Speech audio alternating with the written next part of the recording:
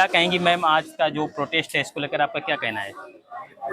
मेरा ये कहना है कि भाई यहाँ सारे हमारे वकील भाई, हमारे कलीग, ये लोग इकट्ठा हुए हैं, इसलिए प्रोटेस्ट कर रहे हैं कि मनन कुमार मिश्रा जी को बहुत टाइम हो गया और वो कुछ भी वकीलों के वेलफेयर के लिए कुछ भी कर नहीं रहे हैं, ना किया है, ना कर रहे हैं, ना करते हैं। तो इसलिए यहाँ इकट्ठे हुए हैं कि भई आप अब इस्तीफा दीजिए, आप जाइए और नए लोगों को मौका दीजिए।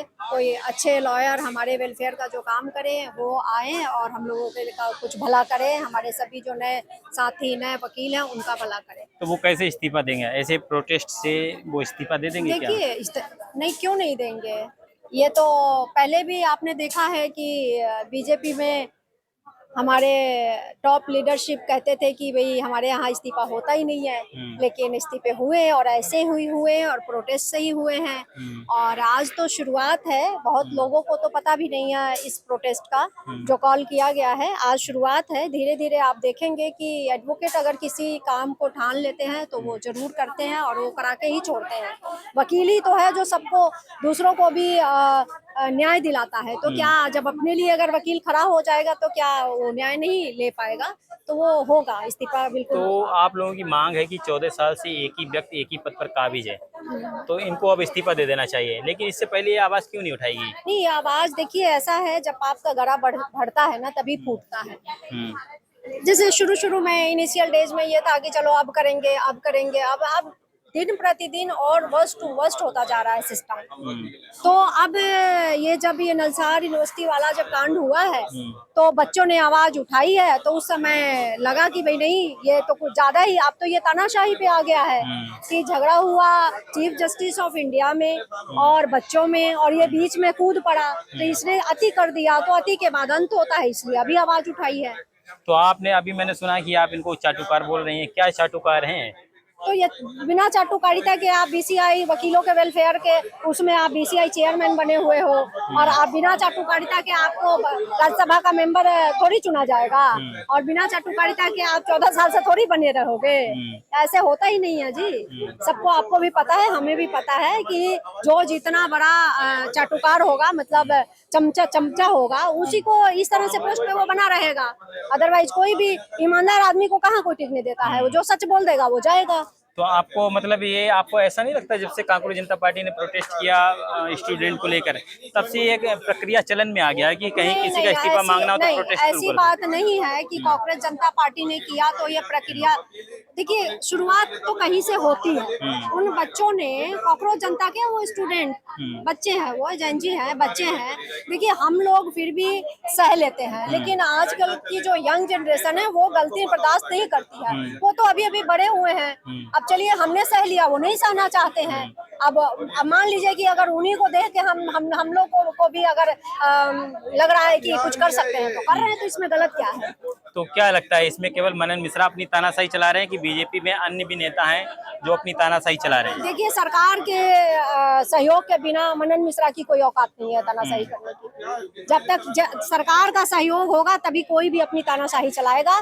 उसमें सरकार का सहयोग है, पूरी तरह से सहयोग है। इसलिए तो ठीक है ना, वो बार काउंसिल चेयरमैनशिप छोड़ दे और जाके सरकार में है वो करें वहाँ तानाशाही। कोई मना थोड़ी ना कर रहा है, लेकिन वकीलों के साथ तो मत खेलो ना, ये है। लेकिन मामला ये है कि क्या आपको बीसीआई की तरफ से, आप लोग जो प्रोटेस्ट कर रहे हैं सारे वकील लोग, जैसा कि आप पीछे देख पा रहे हैं, क्या बीसीआई की तरफ से अभी किसी तरह का जवाब या किसी तरह का लेटर या किसी इतनी तरह का? आसानी से ये जवाब नहीं देंगे। हाँ। ये अभी तो शुरुआत हुई है, ये जवाब देंगे, सब आएंगे, सब जवाब देंगे। ये अभी इतनी आसानी से नहीं देंगे, ये आसानी से सुनने वाले लोग हैं नहीं। अभी इनके कान में जू नहीं रेंगेंगे। अभी तो ये सोच रहे होंगे कि अरे यार मजाक कर रहे हैं, ये चले जाएंगे वापस।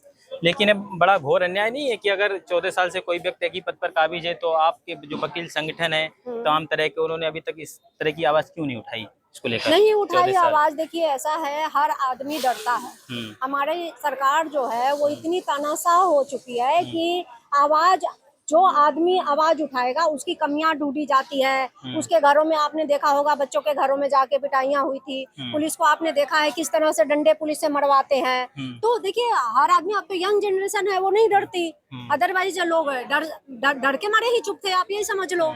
नहीं उठा रहे थे आवाज। अभी भी जो लीडर हैं हमारे, आप देखिए लीडर यहाँ बस कोई भी नहीं आया है, क्योंकि सबको है कि मैं ये बन जाऊंगा, मैं वो बन जाऊंगा, सबकी चाटुकारिता ही तो है, और क्या है। नहीं तो क्यों नहीं आज वकीलों का आज इतना बड़ा ऐलान है, और क्यों नहीं आए हैं कोई सपोर्ट करने। तो डर है, ये भय है सब में, और लालच है। तो कुल मिला के आप एक वकील होने के नाते आप ये भी करें कि वकीलों के जो अपर लेवल के जो लोग हैं, जो नेता नगरी में इन्वॉल्व हैं, वो लोग यहाँ पर नहीं आए, अभी नहीं आए हैं, आएंगे वो भी, जब बच्चों का प्रेशर पड़ेगा, जब यंग जनरेशन का प्रेशर पड़ेगा तो वो भी आएंगे। अच्छा। आज एक रमन शर्मा आए हैं, और तो कोई नहीं अभी दिख रहा है, तो रमन और आना चाहिए। मैं शर्मा तो सबसे बहुत अपील करती हूँ, मजबूती से आवाज उठा रहे हैं। हाँ, रमन शर्मा को इसीलिए यंग बच्चे और सब लोग इतना सपोर्ट करते हैं, क्योंकि रमन सपोर्ट करते हैं सबको। और जैसे जैसे ये आगे बढ़ेगा ये कारवां, मुझे लगता है कि सभी लोग ज्वाइन करेंगे, और मैं सबसे अपील करती हूँ कि बिल्कुल ज्वाइन करना भी चाहिए। तो क्या लगता है बीजेपी में सबसे तानाशाही आपको क्या लगता है? दो लोग हैं, दोनों गुजराती, दोनों गुजराती सबसे बड़े तानाशाह हैं। हाँ। और जिस दिन ये जाएंगे ना, तो जैसे ये डंडे और जितनी इंक्वायरियां हो रही है ना, तो ये भी इनका ये भी जेल जाएंगे, और इनकी भी इंक्वायरियां होंगी।